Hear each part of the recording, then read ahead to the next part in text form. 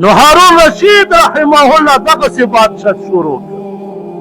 دام یو ځل د شپې راووت، را روان دی،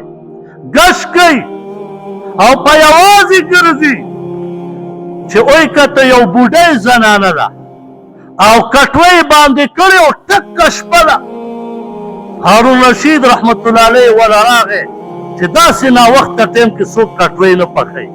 چې دا زنانه څه کوي.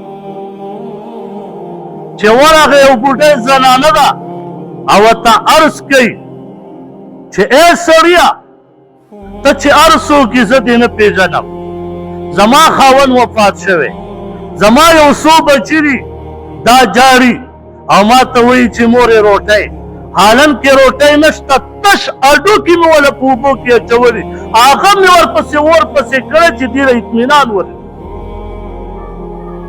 هارون رشید رحمت الله علیه وویله چې زما په بادشاهت کې یو داسې زنانه پخپله لاړو بیت المال ته او مال یې راواخیست، وړی یې راواخیست، غوړي یې راواخیست او دی په منډه منډه وله راورسول او وله کېښوده او ورته ویې فرمایل ای مورې، ګورې هغه بادشاه چې کوم ته د هغه په باره کې خبرې کوې هغه ډېر کمزوری دی، هغه زه پخپله یمه مورې، پام کوه چې ما له خیرې ولیکي.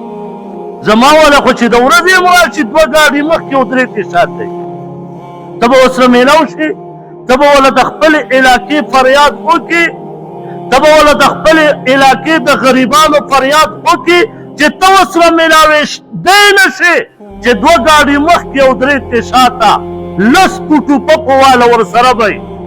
او چې کله اوټ غواړي د سپي غوندې به په کوڅو کې ګرځي، بیا به نه ترې مخکې پوله سي او نه به ترې شاته پوله سي.